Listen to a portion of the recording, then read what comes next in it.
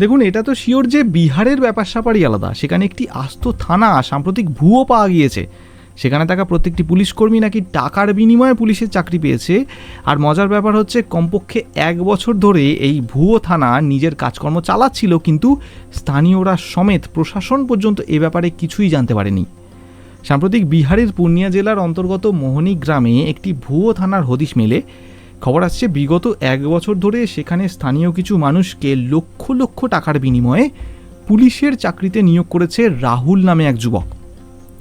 শুধু পুলিশে ভর্তি নয়, পুলিশের উর্দি, লাঠি এবং জাল পরিচয়পত্র পর্যন্ত দেওয়া হয়েছে। যদিও এরপর এই ভুয়ো পুলিশকর্মীদের দিয়ে নাকি রাস্তায় গাড়ি তল্লাশি, মদ পাচারকারীদের আটক সহ তাদের থেকে মোটা মোটা টাকা আদায় করা হয়েছে।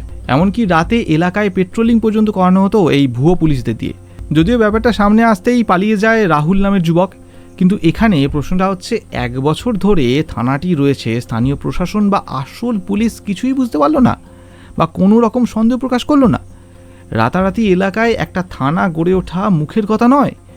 যদিও খবর আসছে, স্থানীয় কিছু মানুষ পঞ্চায়েত প্রধান ও তার ভাগ্নেকে এই কর্মকাণ্ডের সাথে যুক্ত বলে সন্দেহ প্রকাশ করেছে, কারণ প্রজাতন্ত্র দিবসের সময় তারাই নাকি এই ভুয়ো কনস্টেবল ও চৌকিদারদের সম্মানিত করেছিলেন।